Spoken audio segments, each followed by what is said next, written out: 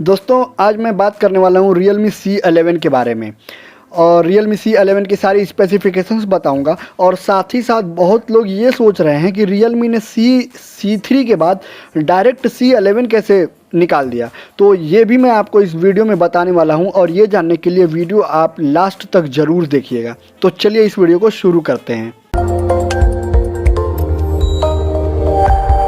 दोस्तों स्पेसिफिकेशंस की बात की जाए तो Realme C11 जो है 6.5 इंच की mini draft full screen display के साथ आता है, जो कि एक HD plus IPS LCD panel होगा। और स्क्रीन टू बॉडी रेशियो की बात की जाए तो 88.7% स्क्रीन टू बॉडी रेशियो देखने को मिल जाएगी, जो इस प्राइस रेंज में काफ़ी अच्छा होगा। ये मैं आपको बता दूं कि ये एक बजट फ़ोन होने वाला है, तो आप इस बात पे ज़रूर केयर करके स्पेसिफिकेशंस पे अपना जजमेंट लीजिएगा। उसके बाद अगर जो बात की जाए सबसे मेन हाईलाइट की, तो C11 जो है 5000 mAh मैसिव बैटरी के साथ आता है। जी हाँ, ये इसकी बहुत बड़ी हाईलाइट है कि ये 5000 mAh की बैटरी के साथ आता है इस प्राइस रेंज में। और कंपनी ने ये बोला है कि ये 40 डे का स्टैंड बाई दे देता है, तो ये भी काफ़ी अच्छी चीज़ है। और एक बात ये भी बता दूं कि ये एक पावर बैंक की तरह भी आप इसका इस्तेमाल कर सकते हैं इमरजेंसी केसेस में। नेक्स्ट जब मैं इसकी प्रोसेसर की बात करूं तो ये मीडियाटेक के हीलियो G35 चिपसेट के साथ आता है, जो कि 12 nm पे बेस्ड है और 2.3 गीगाहर्ट्ज़ पे क्लॉक्ड है। तो मीडियाटेक का हीलियो G सीरीज़ का जो प्रोसेसर है वो गेमिंग चिपसेट होता है। और गेमिंग चिपसेट से जो कि अगर जो बजट फ़ोन में आ जाए तो परफॉर्मेंस भी हमें अच्छी देखने को मिल जाती है, ऑब्वियसली बात है। तो और यहाँ पे मैं आपको एंतुतु बेंचमार्क का स्कोर भी दिखा दूँ तो आप देख सकते हो 1,10,000 के करीब एंतुतु देखने को मिल जाता है, जो कि एक बजट फ़ोन के लिए बहुत ही अच्छा है। और अदर एंट्री लेवल के फ़ोन से कंपेयर किया जाए तो लगभग 90,000 80,000 होते हैं और इसका 1,10,000 देखने को मिलता है, तो परफॉर्मेंस हमें काफ़ी अच्छा देखने को मिल जाएगा, इसमें कोई दो राय नहीं है। नेक्स्ट अगर जो कैमरे की बात की जाए तो इसमें आता है 13+2 मेगा रियर कैमरा। तो कैमरे के मामले में भी ये फ़ोन काफ़ी अच्छा है। और सबसे बड़ी बात कि जिस बात का कंप्लेन Realme के फैंस कर रहे थे कि वो एक ही कैमरे की मॉड्यूल के साथ आते थे, वो वर्टिकल कैमरा आता था इनका, 2 कैमरा 3 कैमरा 4 कैमरा जो भी आता था वर्टिकली अलाइंड होता था।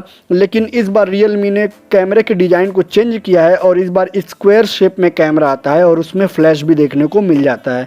तो इस बार डिज़ाइन चेंज है और Realme फैंस खुश होने वाले हैं, आप इस बात को भी देख सकते हो जो मैं स्क्रीन पे आपको दिखा रहा हूँ। और कैमरे की कैपेबिलिटी की बात की जाए तो पोर्ट्रेट मोड को सपोर्ट करता है, स्लो मो क्रोमा बूस्ट देखने को मिल जाता है और वीडियो में ये A1080p तक की वीडियो सपोर्ट करता है, तो कैमरा भी काफ़ी अच्छा है। और फ्रंट कैमरे की बात की जाए तो 5 मेगापिक्सल कैमरा के साथ आता है फ्रंट में, जो कि फेस अनलॉक का भी काम करता है। जी हाँ, इस फ़ोन में हमें रियर फिंगरप्रिंट देखने को नहीं मिलता है, लेकिन ये 5 मेगापिक्सल का जो फ्रंट कैमरा है ये आपके फेस अनलॉक में भी हेल्प कर देगा। तो काफ़ी अच्छा स्पेसिफिकेशंस लग रहा है। और मैं आपको नेक्स्ट अगर जो बात करूं और बाकी सब चीज़ों की, तो ये ऑब्वियसली Realme UI के साथ आएगा, जो कि इनका खुद का UI है, ColorOS 7 Android 10 पे बेस्ड है और काफ़ी सीमलेस एक्सपीरियंस देखने को मिलता है। मैं Realme UI यूज़ करता हूं तो काफ़ी इनहेंस्ड है ये ColorOS के पिछले वर्जन से, आप सभी जानते ही होंगे, तो ये भी हमको देखने को मिल जाता है। और एक्स्ट्रा फीचर की बात की जाए तो ये ट्रिपल कार्ड स्लॉट के साथ आता है, ये भी आज के ज़माने में काफ़ी अच्छा फीचर माना जाने लगा है। जी हाँ, इसमें 2 सिम के साथ आप एक माइक्रो SD कार्ड भी लगा सकते हो और वो माइक्रो SD कार्ड जो सपोर्ट करता है वो 256 GB तक का सपोर्ट करता है, तो ये एक बजट फ़ोन में काफ़ी अच्छी चीज़ देखने को मिल जाती है।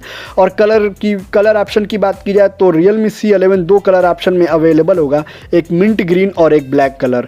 और डिज़ाइन की मैं पहले ही बात बता चुका हूँ आपको, काफ़ी रिफ्रेश डिज़ाइन देखने को मिलेगा इस बार Realme C11 में। कैमरा स्क्वायर शेप में देखने को मिल जाएगा और एक पट्टी टाइप डिज़ाइन देखने को मिल जाएगी कैमरे के नीचे, जो मुझे काफ़ी कूल लग रहा है। तो डिज़ाइन में मतलब काफ़ी रिफ्रेश है। अब आते हैं मेन मुद्दे पे। बहुत लोग ये सोच रहे हैं कि Realme C3 के बाद डायरेक्ट C11 पे कैसे चला गया, तो मैं आपको एक बात बता दूं कि ये जो फ़ोन है C11 ये Realme C3 का सक्सेसर नहीं है। जी हाँ, ये आप सही सुन रहे हैं, ये C3 का सक्सेसर नहीं है, ये ऑल टुगेदर एक नया फ़ोन है, ऑल टुगेदर एक नई सीरीज होने वाली है। C3 ये जो है ये इसकी प्राइस लाइज करेगी 6 to 800 के बीच में। जी हाँ, इसकी प्राइस जो है 6 से 8 हज़ार के बीच में होने वाली है। और C3 को देखा जाए तो वो 8 हज़ार से स्टार्ट होता है। तो मैं ये ऑल टुगेदर एक नई फ़ोन है, C3 का ये सक्सेसर नहीं है, ये C3 से भी लो कैटेगरी में ये आएगा। इसलिए जो है Realme ने C11 लेके आ रहा है।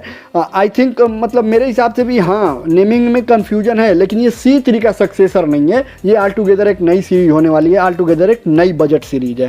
तो बस यही बताना था आपको इस वीडियो में। उम्मीद करता हूँ आपको वीडियो पसंद आई होगी।